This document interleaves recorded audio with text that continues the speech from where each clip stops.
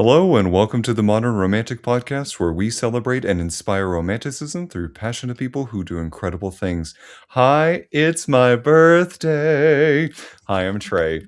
At time of filming, it is my birthday, and I'm joined by my fabulous co-host, as always, who it's not her birthday, but she celebrates every day like it is, Emily. Hi, Emily. It's like a Taylor Swift lyric. It is. It is. It's my birthday every day. It's my birthday. But today can be yours. I won't take today away from you. Oh, well, thank you. I appreciate it. So magnanimous of you. How have you been? You know what? The garden is in. Okay. That's an accomplishment. The garden is in. The chipmunks are coming to get peanuts from me. I saw. Constantly. There are 3 there might be more than 3, which I'm told is probably the case. However, I've seen 3 at once. Okay. Yeah. One of them is a little boy with a little scratch on his leg. And so I could tell him apart. Oh. Yeah. And they come up and they're like, "Can I have a peanut?" And today I had 2 of them at my feet. Oh, that's really peanuts cute. At the same time. And yeah, it's a glorious Disney inspired life. You just need the birds. You're living my Disney princess fantasies. I'm working on crows too. I need to build like a crow stand. My sister did this she built like a platform up off the ground. So like, I don't know if squirrels can get in there, but she puts like little shiny things and also peanuts. And then they come for the shiny things and the peanuts, and it's starting to work. So I might need to do the same thing. That's really cool. Yeah, Emily, I hate to break it to you, but it's just me in a bird costume. I'm so sorry. Is it one of the inflatable ones? No, it's one of those homemade ones. It's like tar and feather, just like glued right to my body. Commit to the role. Is that why you're bleeding? Constantly, yes. Right. Turns out you're allergic to tar and feathers. Emily, I'm in the ER again. Why? Because reasons. Okay, the dark joke aside. I'm so sorry. The dark joke aside, I'm glad that your garden is coming together and that you are connecting with nature again and with all the animals. That's really fun. It's therapeutic. It's amazing. Yeah. How about you? Auditioning like crazy.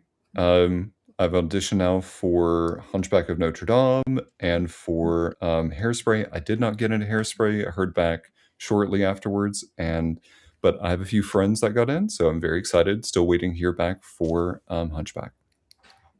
That's really cool. Crossing fingers. Yeah.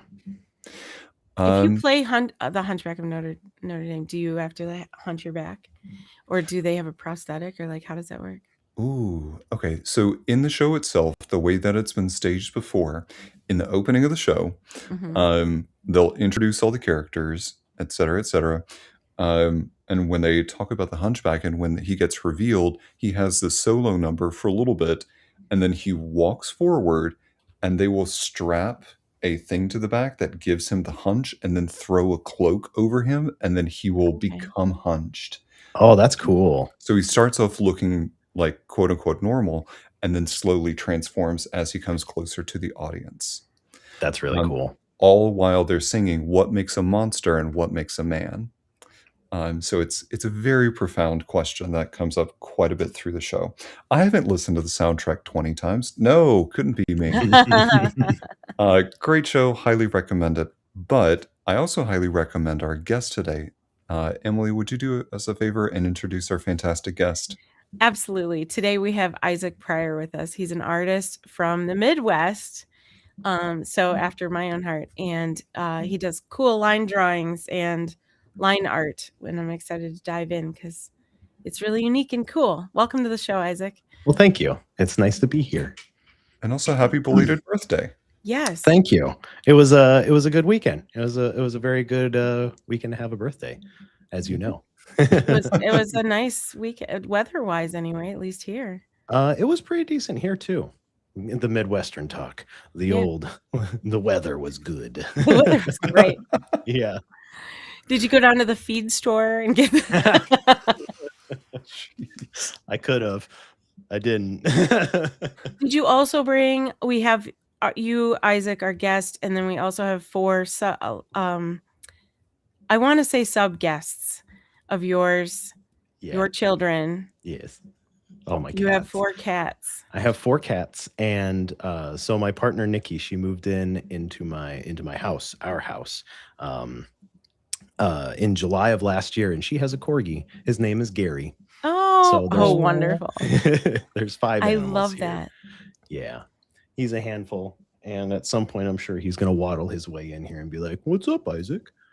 And you're like, "What's up, Gary?" Yeah, I love that, because then if you're ever somewhere and you have to leave, or you're like just done with the party or whatever, you can be like, "I have to get home to my son Gary." Yeah, I gotta go meet a guy by the dumpster. His name's Gary.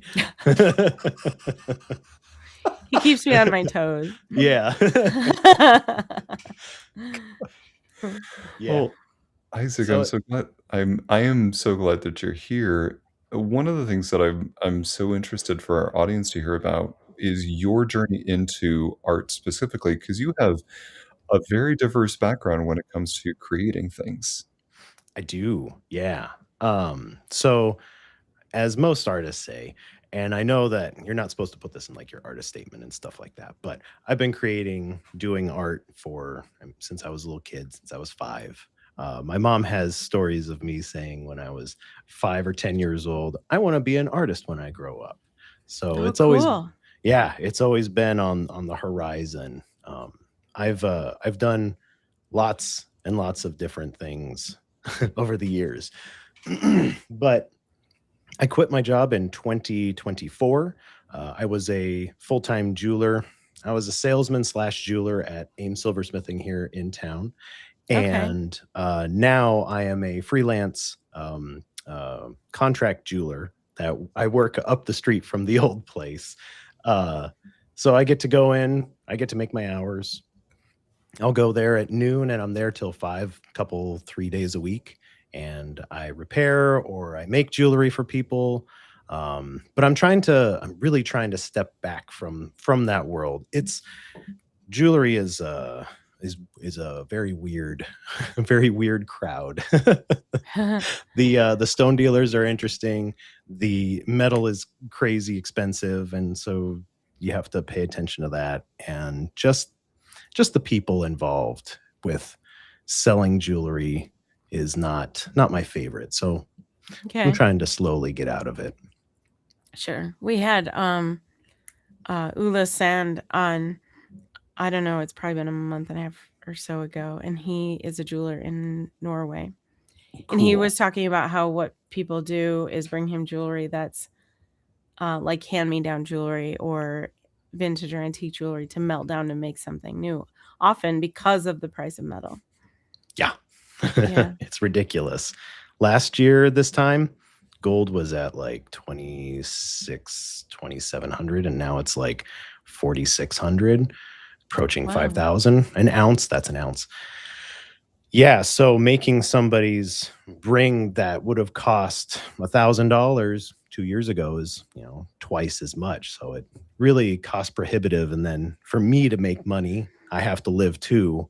It's just Yes. like, yeah, just adding that on top, it feels like robbery sometimes, and that's not a good feeling.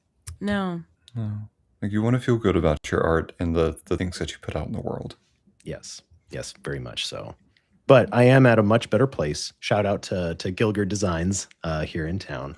They're an awesome family-owned place as well, and they're much more. They align with my beliefs and my goals a lot. Cool. Yeah, That's important. it's very important, Yeah. as I found Sure. out from the old place. So yeah. And then I hear that you also have a background in graphic design. Yes, I went to school for graphic design. First, I started as I went to school for culinary, and Oh. so I was gonna go into the chef world. I was gonna do all sorts of fun cooking stuff and be creative there. And I found out that a lot of chefs, they work 12, 13-hour days, and there's a lot culinary artists in the house. Nice. Yeah. Josh said Josh also went to culinary. Oh, school. awesome. He's our moderator and he's hanging out in the chat right now. Oh, awesome. So yeah. Yeah, it wasn't for me. I found out very quickly it wasn't for me. So I did one semester of that and switched over to graphic design. Okay. hmm I did a couple years of that as well. I dropped out because again, it's so competitive, and at the time, it just wasn't what I wanted. So I went on my own way, and I did a lot of freelance stuff, and yeah, had a stable job for 10 years that I left, and now I'm here. I get that. Do you still enjoy to cook? Oh yeah, I cook a lot. Yeah. Awesome. What do you Okay. like to cook? Oh, go ahead. No, Troy, you were sorry. going to ask the same question. I like to, I mean, it's whatever floats my boat. I do really enjoy making curry. That's one Okay. of my more favorite things to make. So making curry from scratch, that's really, really enjoyable. But like, I used to cook a lot of meat, but I've kind of slowed down a lot on cooking meat for all sorts of different reasons. But just because, yeah, I want to switch to other stuff, Sure. explore the horizons. So yeah, it's really whatever I want, or whatever. Like Nikki sometimes will be like, "This looks really tasty." I'm like, "Okay, I'll make that." So It is nice to have, I'll say, it is nice to have a culinary artist in the house for those reasons. Because I can Mhm. say, hey, I don't know. He also hunts and fishes, so it's kind of nice to have, Oh, that's cool. like, when those things come in anyway, not always, but yeah.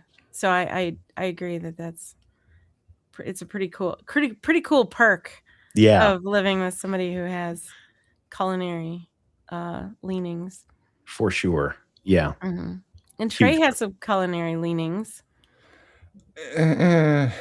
We'll call them I like to experiment and I like Yeah. to measure with my heart. Yes, Oh, that's right. I The never important measure. things. I made bread the other day and I was like, just dump a bunch of stuff in and see how it turns out. And how'd the Did bread that come out? work? I Oh, feel yeah. like bread is so specific. Oh, Yeah. I was when I was in culinary, that was one thing that I focused on, was doing okay. baking bread. So I still have even though it's like 20 some years ago, or almost 20 some years ago, I still have that locked away, and I really enjoy making bread. So yeah. Awesome. Dang. That's the one thing Yay, I still carbs. haven't made. Yay, carbs. That's right. Yay, Yay, carbs. You haven't made bread yet. I have not. I've got everything. I keep saying that I want to make bread. I bought the yeast, I bought the flour, I bought the sugar, I bought like everything I need to. It's just the assembly part. And then baking it. Once you get it down, like you kind of have to like force yourself to do it, maybe, and then but once you get it down, it's not that bad. Yeah. Yeah. And then you're like, it's like clockwork. When you want fresh bread, you're like, okay, I just do these steps. Yeah. And or you just can start it the night before or whatever. That's a good way to do it. Mm-hmm. Yeah. That's fair. Kind of let it rise at least overnight. And then Yeah. you come back to the bread. Yeah. Come back to an oven full of bread because you put it in the oven to rise, like I did. I didn't think about that. Yeah. Oh, well, my oven light is like an old school bulb, so it's just hot enough to let bread rise like perfectly, Oh. unless you leave it in there like way too long. Wow. The Yeah. secrets. The secrets Yeah. I learned from you. Yeah, try your oven light. You don't have to turn the oven on, just the light. And then if you have 4 cats and a corgi, you won't risk anyone getting on the counter to get the Yep. No, I just have to worry about Wanda in the guest room closet. So, right, so we've got graphic design, we've got culinary skills, we've got 4 cats and a corgi, we've got and a Nikki. And a Nikki. Yes. and a Nikki. What brought you into line art? And let's see. So in 2000, I was doing abstract stuff previously. It was a lot way different than what I'm doing now. It still had a lot same type of touches to it, same overall feel. But I saw somebody online. I can never remember her name. I'll have to shoot you who it is so you can give them a proper little thing right here, little mention. But Okay. she does amazing mountainscapes with line art, and Okay. this style technically falls under the Zentangle umbrella. Okay. I'm not a huge fan of Zentangle in of itself. It's a lot of floral. It's a lot of um, it has things in it that you can identify and go, that's a flower, that's close to a mandala, that sort of thing. Whereas this is just the same pattern over and over, and you have to. I'm a technique based guy, so getting techniques to make things fold and wave is a lot harder than just putting the same pattern down over and over. At least in my mind, it is the same thing, but it's a little bit more complicated. But I saw her doing mountainscapes, and her partner does photorealistic animals, and then she would put mountainscapes in the background. And they live in Canada, Oh. so they do like bears and caribou, maybe a caribou, some sort of antlered animal. And I saw that and I was like, oh, that is really cool. I wonder if I can do that. So I just kind of took it from there. Dang. Okay. From the work that I've seen, the line art has been both very intricate and then also very bold. So I can tell that there's a lot of variation when it comes to the lines, and it's not just what when you say the word line, you think of a single like tiny line. It's a mixture of them to create some very intricate pieces.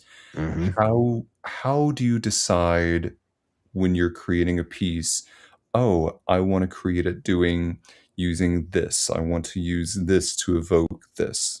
What goes into that decision-making process? A lot of it's in the moment. There's another name for the style, which is intuitive drawing, and it's a lot of tiny decisions all the way along the way. You're just flying by the seat of your pants.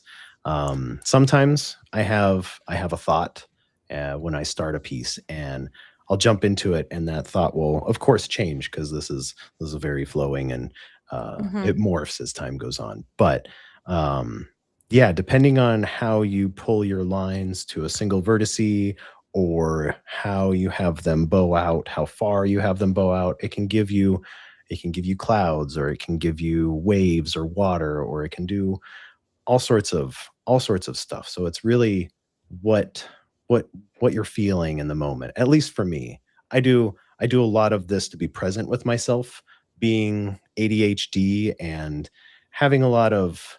I had a colorful childhood, and so I have some stuff to process, and this helps me. This really helps me process and be with myself for all the different parts of myself that are um, hurting or challenged or needing attention. So it really allows me to just sit and be with me. That is all right. We can quit having a show. That is the absolute best way I've ever heard that said ever. Well, thank you. That was amazing. It's very well said, and Mhm. wow, right on. That is a really big argument for art Mm, as well, yes. like as a whole. I feel like that's something I also work in a makerspace, so I hear these kinds of things where, oh, I got in here and I started working on art and my brain actually like calmed down, or Yeah. I parts of my brain actually shut off so I could, I actually it's quieter here, Yeah. things like that. And I think that's glorious, and it's like one of those intangible things that's very hard to market. Yes. But it's something that people kind of don't realize it until they do it or dive into the right art, that's Yeah. going to really speak to them. That's very true. It is very true. Yeah, and it's something like you don't know what it's like until you actually sit down and do it for yourself. And this has drastically improved my life throughout my whole life, but it is a challenging thing to convey to other people, or like how to market me sitting down and processing my feelings for Mhm. other people to explore or want on their walls. What's something else you think? You said something a second ago that made me think to ask, what's something else maybe that you see as a benefit from this? Hmm. Just from creating art, or what I do? Yeah, yeah, whether it's, like, from a flow state or from, like, just the fact that What's another benefit? you mentioned something that made me think that there was a multitude of things, and this was just one of them. So, not to put you on the Oh, spot, okay. sorry. Okay. No, no, no, that's okay. Uh, I mean, being home, being with the cats, that's great. Mhm. I get to be with them all the time, which is it's nice. There's a lot of chaos when you have 4 animals in a small house. So 5 animals, and Gary is corgis have a lot of energy. They generally don't like cats. And yes, there was a lot of training that went involved with Gary. He's Did the cats train Gary? kind of. He wouldn't let them get close. It's been a lot of Pavloving him to, like, when he sees a cat, we'll give him the command word, and if I say it, he's going to run in here. But Mhm. give him the command words so that when he sees them, he's like, "Oh, I get a dopamine hit. This is great." And then doing that to the cats as well. And cats are so specific. So, like, you have a Mhm. fraction of a second to be able to give them the command word, which in this case it's a clicker, so that they will understand that looking at him is a benefit. It feels good. So it's just, it Wow. was in the first couple of months, it was just me sitting at home like, okay, toll, that's the keyword, which Oh. maybe he might run in, but just giving him the keyword, clicking for the cats. 2 of them he doesn't care about, and the other 2 he's very wary about. So it's just It's a chaos. process. Yeah. Yeah. You know what? Good for you for trying, though. I feel like plenty of people would just be like, "Oh, they don't get along," or, "Oh, this is just it sucks that it's not the best relationship." So I love that you're trying and putting out in this much effort. I think that's awesome. I don't think I could not do it because I love my cats so much. Mhm. They got me through, like, being here in this house with the cats after my divorce, and it was not a fun that was not a fun time in my No, life, but never being is. here with them during that afterwards was just so peaceful and so nice, just to watch them grow and be okay with things again. And yeah, they helped me and I helped them, and I feel it's only not like it's only part of my life that I can give to them that ability to be okay with a corgi that is a little possessive. I And can. Sorry. Go ahead. I was gonna say Nikki is watching, and she said Isaac Oh, is I an animal see. whisperer. Yeah. Hi, Nikki. Yeah, I was gonna say hi, Nikki, in the chat. Oh, Awesome. um, there's a cat from my neighbor that I've been trying to befriend. Months ago, I tried to foster a cat. It did not work out. We were Oh, not the right fit. yeah. Um, so my neighbor has a cat who will venture, and he likes to sit in a flower bed. And lately, I've been trying to get him to come closer so that I can give him, pets and love and all those sorts of things and fulfill my life through this cat. Mhm. Um, so today, a couple weeks ago, was sitting at my front door. He was sitting in the flower bed, tried to do the whole pss, pss, pss, pss, pss thing, Mhm. turned around, looked at me, really wide-eyed, and then just didn't move at all. So I was like, all right, same MO, just gonna walk away. So I shut the door, and then I go back and I sit in my office, and I have my office window open so I can see him. And I saw this little orange thing start moving over to my front door, Aw. looking for me. Aw. Oh. So I went and I opened it again. He had his face pushed up against the glass door. And I was like, "Hi," and I slowly opened it, got down, let him sniff my knuckles, that sort of thing. Mhm. Well, he sniffed it, for all of about 2 seconds before he came in my house. Whoa. He just straight up walked inside, and so I was in this awkward, precarious situation of like, I can't see Cat. Where Cat go? So I shut the door, and it recognized that when door closed, Cat can't get out. Yeah. Oh. So he started to Oh. have a panic attack, and so long story short, let him out. But he came in my house for all of a couple seconds, and then he showed up today when I pulled in Aw. my garage, and he went into my garage. Aw. So He he's a very likes skittish you. cat. He's a very skittish cat, but just brings me so much He's love. trying to Mhm. claim your house. You're a soon to be former homeowner. Mhm. God dang, do I still have to pay the mortgage? Yeah. Mhm. Dang That's it. what you sign up for. Yeah. Worth They- it. Yeah. Worth it. Yeah. Worth it for the neighbor's cat. That's really Um, cute. I love that story. Yeah. so adorable. So kind of getting back to the art. So you are now in a so you What are is in the a show place. about? What is the show about? No, I love it. Cats. Yeah. But I mean, getting back, all of those things I think influence us in a way that no one can really describe for someone else. They kind of have to have that experience. So I'm curious to know, how has your art evolved with these recent experiences?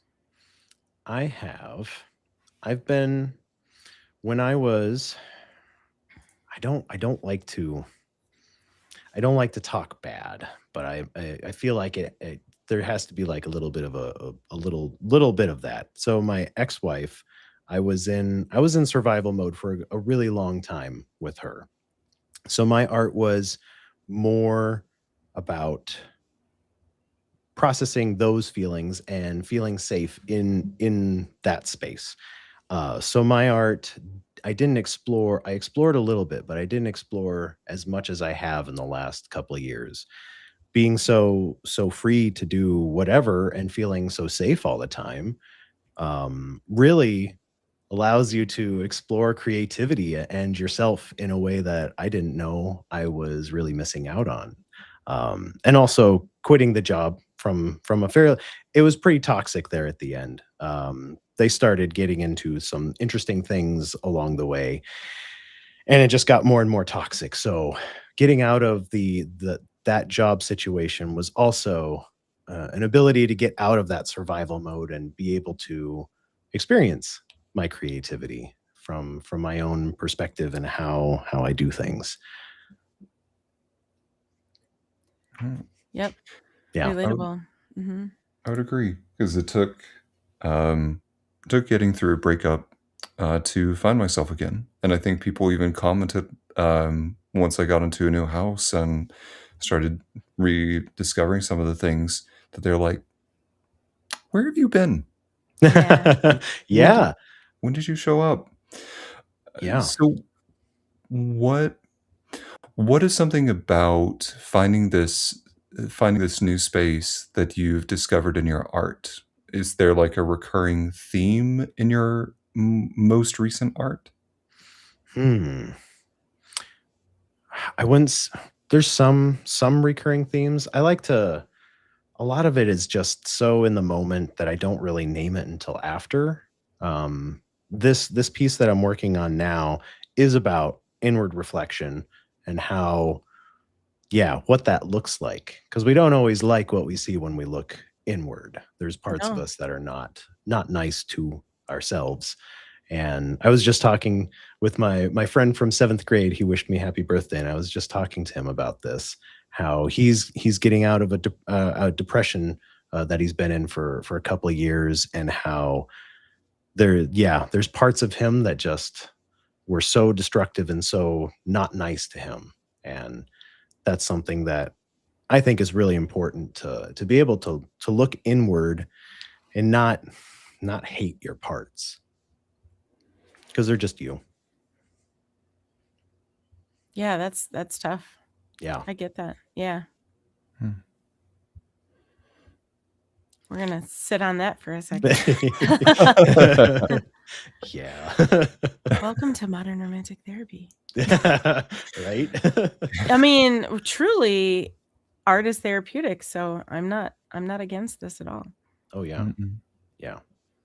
And that's since I was a kid with my upbringing, I used art so much to help me cope with the situations that I was in. Did you ever feel like you said you used art, like you did art? You know, Mhm. for some people, the idea of diving in and just doing art is kind of daunting. Like, I don't know how to draw, or I don't know how to do art, whatever that looks like, or even figure out what art is for them. Yeah. Did you find that? I mean, you must have found that out at a pretty early age where drawing was your thing, or Yeah. yeah. Yeah. I've always had the mental space to do. I was really, I'm a huge nerd. And when I was a Mhm. kid, I really wanted to draw for Wizards of the Coast to Oh, make yeah. magic cards. Yes. And that dream is still, I would love to do a secret lair for them with my line work as lands and stuff. So for anybody that understands any of that, Yeah. I hope. But yes, so for a long time I was very interested in creating monsters and stories for those monsters and all of that stuff. I still do a little bit of my own mythology stuff here and there on the side. But I haven't created much monsters or characters or anything like that in a while. But yeah, I've always had that mental capacity for creating two-dimensional. I did win when I was in high school. I got best in show for a wax dragon that I carved. So Ooh. it's 3.5 feet by 2.5 feet by like Holy 10 cow. inches tall. So Wow. it's big. It's still in my basement, and I know I can sculpt. It's just I don't know what to sculpt with. Clay, I hate clay drying out on my hands. It gets that like cracked feeling and it feels awful.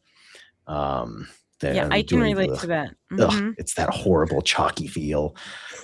It's So like I a don't dryness that doesn't go away easily either. it dries out your skin and it lasts for Mhm. days. Ugh, hate it. But I would love to find my medium at some point and be able to sculpt that way. With jewelry, there's wax carving that I could do. My coworker Justin, he's an amazing wax sculptor. He'll make tiny little, like he made a man ant. So it's got man arms, 4 man arms, and a man head and a man torso, and then an ant butt. And it's this big. It's 1.5 inches big, and it's detailed beyond what you can think of a man ant looking like. Wow. Yeah. So like centaur, but ant. Yes. Exactly. It's really creepy and really cool. So I would love to be able to do sculpting like that, but I haven't landed on what I like yet. I think the beauty of the art is that when you feel open and when you feel free to trying things, sky's the limit. Mhm. So I, by all means, is there one that you're really wanting to try out? Like you've had your eye on it for a while, but you're like, maybe now's the time to pull that. I have some tools to do some woodworking, but I would really love to do not chainsaw sculpting. That also sounds like fun, but I would like to go pick up a chunk of wood from an oak that they cut down in town, and it's like an old oak. I love oak trees. They Mhm. take forever to grow, and they're so knobby and awesome. But I'd love to carve that with like an angle grinder and either make something abstract or make something. I've seen some people make lamps or other things that have a use, and that seems to be what people want, is something with some sort of function besides just being a thing. Decor. Yeah. So, and I've seen other people make beautiful shelves, Like they'll carve with an angle grinder beautiful shapes and then put a shelf into it. So that still doesn't quite seem like what I want. I want to just try something, but I don't know how or what I want, what my expression would be with that kind of woodworking. But it seems like fun. I wonder what it would look like if you took your line art and carved it. That Ooh. is tough. Yeah, I bet. Yeah. I have the muscle memory for drawing. I don't have the muscle memory for like a power tool and doing. I have thought about that, and I'm trying to integrate it. I recently took in a job from a high school friend of mine for making wedding rings for him and his soon-to-be wife, and they want my line work on it. And I don't. Oh, It's very cool. It's very sweet, and I'm really looking forward to it. I just don't know how I'm going to do it. So I'm going to experiment a lot and see if I can combine neat. those two, because that would be a really cool fusion. Yeah. I was thinking like even if it was just a texture or a part of it that had that element to it, you know. And then you said something like people like a functional piece, and that Mhm. is an excuse to purchase. Because if the art speaks to them, it doesn't always have to be functional. Right. So Exactly. it's kind of, there's that line. I found that too in the glass art that I do, where there are certain pieces that speak to people. And still I'm just making like a bowl. Yeah. Yeah, exactly. Because so it's usable. They could still put fruit in it. Yeah. But yeah, I'm playing around with that in my own work as well, where like, where do I want to be? Does it need to be functional? Maybe not. Yeah. I would love to put that out of my mind, out of my thought process of like, this needs to be functional for somebody to buy it. Because that is something that's been in my mind, jewelry making for a very long time, is like, Sure. you don't want pointy ends on a ring. You don't want this and that. So it's function over fashion, but I would really like to fashion over function with my own artwork. Right. Yeah, because like there aren't enough Lady Gagas of the world to buy like the pointy ring. Exactly. Right. Yeah. I mean, there are a few. And maybe if you have the right price tag, that would make it worth it. But Exactly. I Yeah. don't know. Maybe that's a cool place to exist. I don't know. Yeah.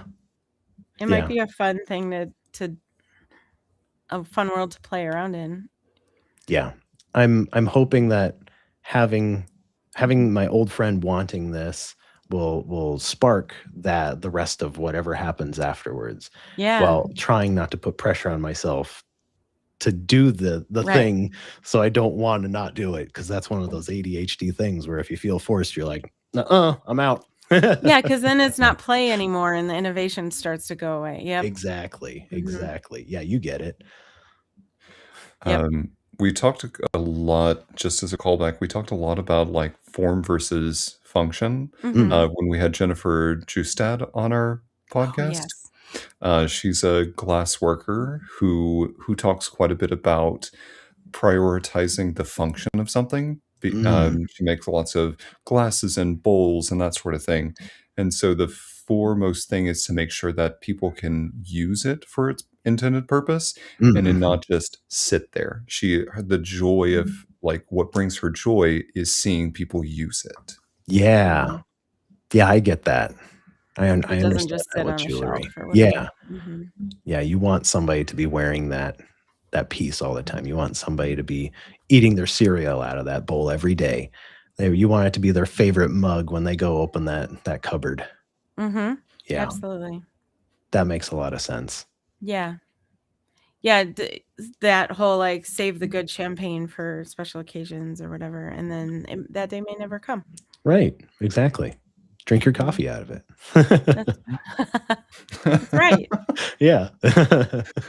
And just imagine somebody with like one of those flutes and they just pour their coffee into said flute and just drink it from that. Just go fancy. No Live your shame. life and go for Heck it. yeah. That's right. This is my coffee flute, my morning coffee flute. In the meantime, if you would like to donate a chainsaw to Wordworking, please email us at info@themudrom.com. We'll get it right to Isaac. Yes. We will not play with the chainsaw in advance of getting it tied. No, you shouldn't trust any of us with a chainsaw. Like, the host of this podcast? No. Isaac, yeah. Maybe. I'm slightly accident prone, so Oh, no. yeah. If there's a safety version of a chainsaw, Yeah. let's have one of those. I only know of like gloves that you can't really cut through easily. Yeah. They'll You know what? trim up the parts. This is the perfect time to break out like the medieval kind of like fantasy mythology thing and just wear full chainmail when you're out carving. Then you can't. Yeah. Make it out of mithril. Yeah. Make it that's out a- of mithril. Please don't give Isaac a chainsaw. Thanks, Nikki.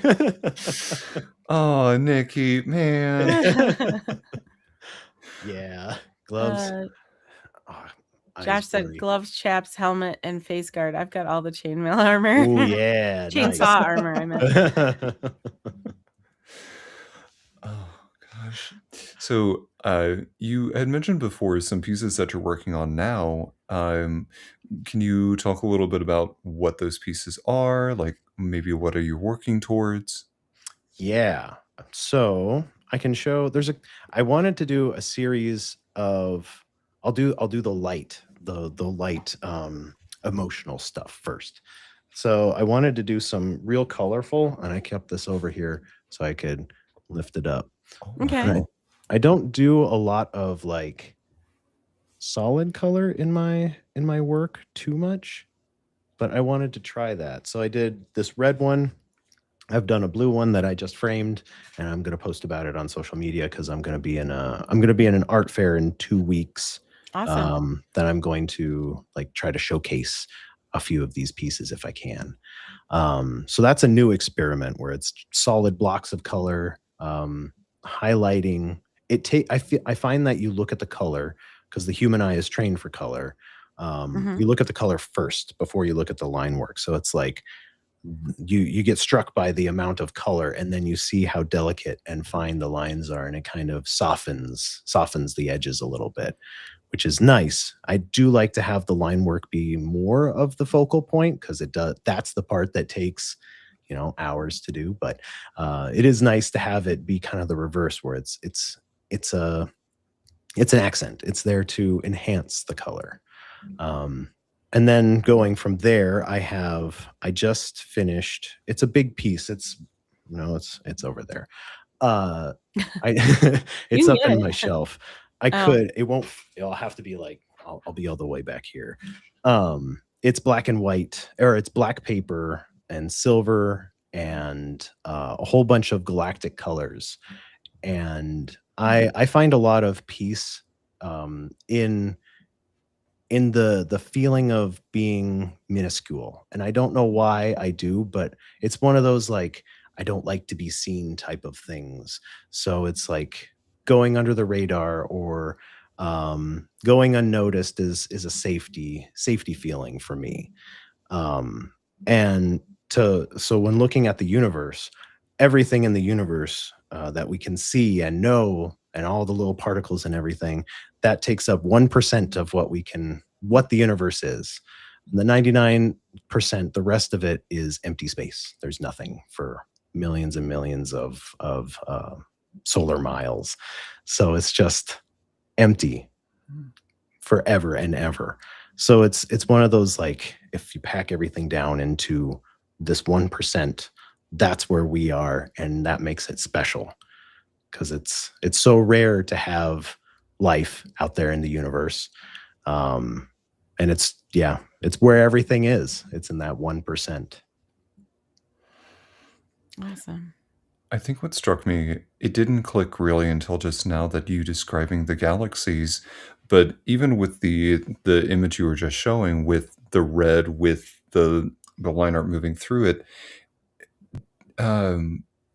I don't know what that image is called, but it's where something exists on a certain plane, and as a gravitational force is impacted on it, an object will move through that plane and force it down into that, but it's always depicted with this graphed sort of approach to it. Mm-hmm. And some of your line art reminds me of the way in which they're trying to depict that, but it's almost like the different impacts of these, I'll just call them galaxy forces, on the way in which planar things exist and then manipulate itself in order to continue to exist. That's a very heady concept to say out loud. Wow. But but you talking about the galaxy and then seeing your art, I can see the parallels between that, and I can start to see the galaxies in the line art. But it also, for me, in some of them, has a callback to those images where they start to try and talk about, like, how is a wormhole created? Uh-huh. What happens when like a dwarf star implodes, and then the combustion of that outward. Let me tell you one of my things about me. I'm a big fat nerd. It's like, I don't think I've ever heard you talk like this, Trey. Needs to be very specific, but point being is that I truly do start to see the parallels, and I encourage other people to look at it in that same regard. Mm. So while there may be big blocks of color that's there, my brain is now starting to color, and ooh, there's a little bit of like the stars there. There's this here, Yeah, and intermixed with that is the Milky Way. I like that. I like that a lot. And that keeps people looking longer. I feel like, like with your work, if the red draws someone in initially, and then the shape, and then the lines and the details and the texture, and and the more you look, the more you're going to feel differently, or notice movement or whatever. I think that's as Tom Paradise said, art should provoke. Art should provoke. I like that. Mhm. Yeah, Yeah. that makes a lot of sense. Yeah, So- I can see that too. I like having people, especially at like art fairs or events like that, having especially kids. I really love it when kids are like they do a double take and they'll come running over and like lean in and look at stuff. That to me, if I can inspire, a 5-year-old to want to go home and try this, that's like the end all be all for me. But if people, grown-ups, if they're leaning in and they're seeing something that I don't see, that also is really, really, what's the right word? Beneficial? That's not right. Mhm. Something like that. It was in my head. I'm very dyslexic as well, so trying to pinpoint one word every once in a while is like gone. Yep. Yeah. And that will be what I'm going to be doing in 2 weeks, or these next 2 weeks. I have one this weekend, and the following weekend I'll be at art fairs. Cool. And I'm excited. I saw those were Absolutely. posted on your Instagram, so if anybody wants to check those out, you should go to, it's Isaac_Prior_art, Correct. or your website. Are they on your website? I didn't even look, but you can get to Instagram from there too. I did Yes. not put them on my website. I put them on social media. They're like my advertising. But I do have a newsletter from my website or from Patreon, whichever one, that I've been blasting it on that for the last couple of months because I've known about it for a couple of months. Cool. That sounds fun. Have you been doing a lot of oh, sorry, Trey. Just a quick call out. You can get to his social media from his website, and also see and access his store. His website is IsaacPriorArt, all one word, .com. Yep. I tried to make it easy. So yeah, even if you can't make it to an art fair, or you can always follow him online and support and follow and like and share and all the things that people can do for free to support art and artists. Yes. It would be much appreciated. Mm-hmm. I do have a YouTube, and I do post some tutorials and some other stuff here and there along the way. I'm trying to figure out my voice in making long format content, because like I record 10 hours of drawing in intervals. So I have quite a few of my pieces recorded of me drawing, and it's just silence. But I go back and I'll voice over, and I don't know exactly how to make it more interesting besides just like a time lapse, because I couldn't see myself watching a time lapse for 2 hours. I need something in between. So I'm still figuring out how to storyboard and voice over things and add just a few little graphics here and there. So, but I do have some of those videos up on YouTube that would be for anybody that wants to see it. Mm-hmm. Absolutely. Very cool. Yeah, that's awesome. I love that you have a willingness to show other people how as well. I think that's really neat. If someone were to want to get to do what you do, that was worded poorly. If someone wants to dive in to do what you do, what would be your advice for them? I made a video about using, because somebody commented on YouTube, I don't have enough money to buy the equipment that you do. And I was like, I started with a ballpoint pen in high school and photocopier paper. And it's grown from there. So really just try things, try different materials, try different paper is one of the big things that I don't talk enough about, but I am very, very specific about the paper I use. Especially with this, it can't bleed much. So I'm very, very specific, but fine tip, fine liner pens, those are usually expensive, anywhere from $3 to $10 a piece. So going and using just a ballpoint pen or just a fountain pen, or really whatever kind of pen you want to try. I've seen this style used with ballpoint pen. It can get this ballpoint pen has a shine to it when you bring all the lines together. It has this really interesting like gummy texture when you're drawing with it too. And when you have all of those lines come together, it has this really cool optical illusion, and the way that the light plays with the ink is really special. And I've seen some people do it, and I don't like ballpoint anymore, so I don't do that. But I really appreciate the ones that take the time to make it look good, because it can look fantastic. So I would say just play around with whatever you got lying around. Use a stick, dip it in some ink. We did that in college. One of my typography teacher was like, let's go get some sticks from outside and we're gonna do a typeface using some sticks and some ink. And I was like, that's crazy and awesome. Yeah, that is awesome. Yeah. And we had some recess time. I love that advice, using tools you have easy access to, just to start. I think about like, Trey, if you think about like things you started with, you might have done a school play first, and you might have been the tree. I don't know. I'm guessing. I was very tall. He was very tall. Did I guess right? I was a tree at one point. Oh my gosh. Not to typecast you, but I can see that. Hey, they just had to change one letter of my name. Trey.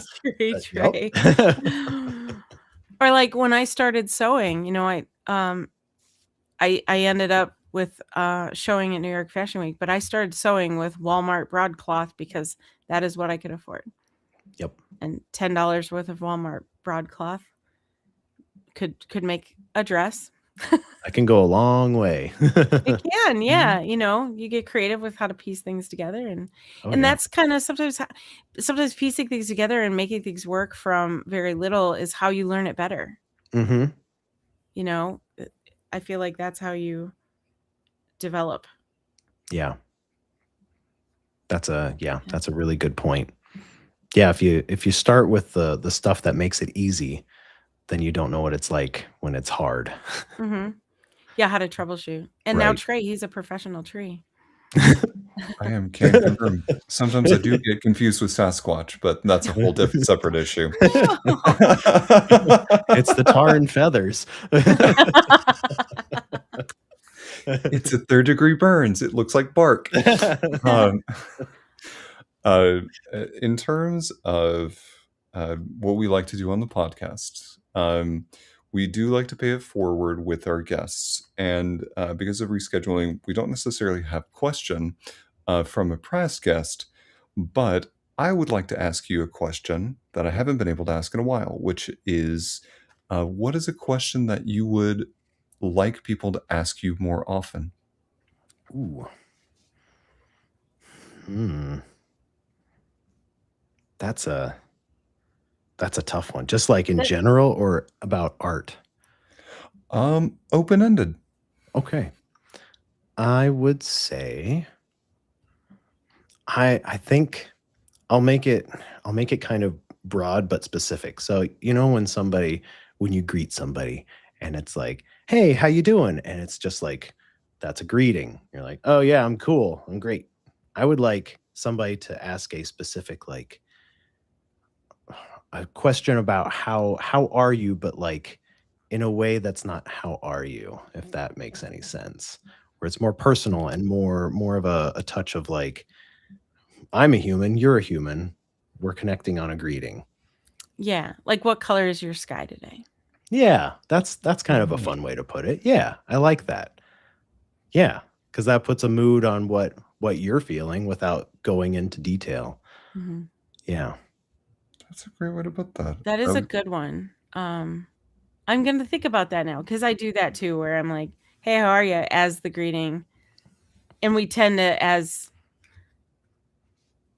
Americans, we tend to breeze over that because we don't necessarily care about an answer. It's a hello. Right. And the proper answer is, "I'm fine. How are Yes, exactly. There is a pre-programmed response. you?" Right. Yeah. Yeah. How are you now?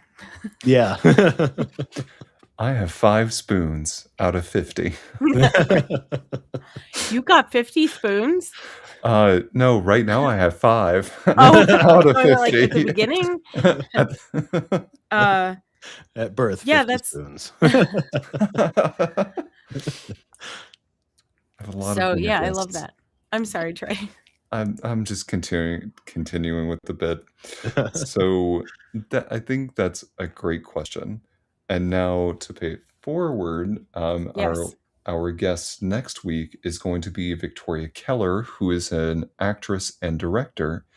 What is a question that you would like to ask them? I mean, director and actress, like, I want it to be specific. So, like, what, besides, like, what drew you to this? But I am curious because, like, what kind of person goes into stuff like that? That's tough. I can't see myself doing it. That's why I would get so much stage fright. This is why we love questions from other guests, because it is different worlds touching each other. And I Right. think that's cool. That is very cool. Why? Maybe just why. Just why? That's No. yeah. What's What's your why is a valid question. Mm-hmm. I can get Not behind everybody that. even knows it. That's true. Yeah, just why. Okay, writing it down. Okay. Why? Just why? Not in a negative tone. Not like No. just why. Yeah. Not like that. Yeah. Like Like, why? why? Why this? Yeah. Why? Curiosity. It's a great question. Isaac, I have to say, this last hour with you has passed by. You hear the cats? Hello, baby. Hi. He wants to say bye. Come here. Who is it? Who is This it? is Bjorn, the orange one. Bjorn. Bjorn. Oh, Come here, Orange. He's playing coy. Yes. Bjorn is not a coy name. And he loves the Oh. microphone. So Oh, he does. He's rubbing on the mic. oh. Oh, he just instantly loved that mic. Oh, yeah. That's his thing. He rubs his face aggressively on stuff. Oh my gosh, I love that so much. Look at that. All Will we get right, some for terms? our listening only audience, we have a delightful orange cat just rubbing up against Isaac's mic right now, and everything on his setup. You can hear it. Yeah. There's a picture on your Instagram where you're like, I did some work despite having to hold a cat all day or whatever. Yeah, juggling a cat. Yeah, juggling a cat. Yeah, I can relate Yeah. to this. Oliver does the same thing where he wants to be held the whole time. This is his preferred spot. He doesn't like to sit in laps. He needs to be held, and he needs to be held specifically like this so he can Yes. restrict me from doing anything. Oh, thank you. Yeah, and it's like you can try to one arm whatever you're doing, Yep. but it's sometimes hard. Or switch shoulders, like, hey, maybe you should. Yep. Yep. Oh, You're gonna do okay. Say hi. Say hi. That purr. that, We can hear it. Good. oh, Good. good. He's got a good motor. Yeah, he does. He's one of the louder boys in the house. Who's the What a loudest? He's the lover. loudest. He's the loudest. Bjorn, welcome to the Modern Romantic Podcast. Oh. He's happy to be here. He is. Look at that. Just push the mic over. Well, Wanna go to your Isaac, I have to say the last hour with you has truly flown by, and I love the perspective that you have when it comes to art. That you have an open mind, that you're willing to explore, and that you said it so succinctly and so well that it's a fantastic way to process. So I think you are really doing the work, and that it shows. And I really hope more you get to have more people come to you at these art shows that will be as invested in your art as we are. I would love that too, and thank you. That's a really nice way of putting it. I thought a lot in the last couple of years why I create art, and so that's why to make me feel good. That's your why. That's my why. To end out our podcast today, my final question for you, which has nothing to do with anything we've talked about so far, is if you could sit down with anybody in the world, alive or dead, who would be sitting on the opposite side of that table? I remember you said this in the pre episode gaming, and I forgot about it until just now. I do think Albert Einstein would be really cool to sit down and talk to. I think he had kind of a nihilistic way of looking at the world, and he wasn't the best of people, but he was really smart. So I think that would be one of them. There is an artist, and I don't remember his name. He's is he Ukrainian? No. Is he? I can't remember his name at all, but all of his work was destroyed in World War II, and he was the he made so many statues for the country. I really wish I could remember. There's a documentary on Netflix about him, and we can Google it. He was such a sweet man. If we have a minute, I mean, I can grab my phone. I think I can. Sure, you might know better keywords to look this up than we would. Yeah. I'm like, did he do more than sculpt? Yeah, he did like really, really weird, but really like realistic drawings that were. He did the human form in a way that is very like machine-like, almost like H.R. Geiger. Very kind of similar but different. Let me see if I can find him real quick. Was it Arno Brecker? No, he's got Ski is in the last name. Okay, I just looked up sculptor whose work was destroyed in World War II. Let's see. Oh, Stanislav Sokolsky. Yes, that's him. Sokolsky. Stanislav Sokolsky. Yeah. Stumbling over that. Yes. His work is insane, and he had a huge body of work that did make it here, but his major sculptures and bronze work and just so many statues and everything that he carved or had cast, all gone in the bombing. And he seemed like a very nice person in general just to talk to. And I would like Oh, to wow. I would like to know more about him. He was huge and then gone. Everything was gone, and he moved to the US and became like a salesman or something like that for 50 years. Wow. Yeah. Yeah, I'm looking at some of his work, and it's probably for its time was probably pretty futuristic. Very. Yes. Yeah. Fascinating. Those Emily, lines. can Yeah. you message me that name? Because I cannot find it I quickly. can do that. Yes. Thank you. I have some research to do. Yes. And that sounds incredible. It's like good homework for our audience too. That's true. Yes. We like assigning homework. We'll include it in our show Why? notes. What's that? We'll include it in our show notes. Yes. Ah, Your yeah, homework yeah. is to look up the art of Stanislav. It's hard.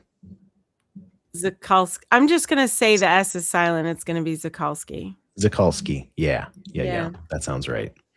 It's SZ. SZ is the last name. Yep. And then all the rest of the letters. It's not just SZ. No. Anyway, yeah. Fascinating work and tragic at the same time. Yeah.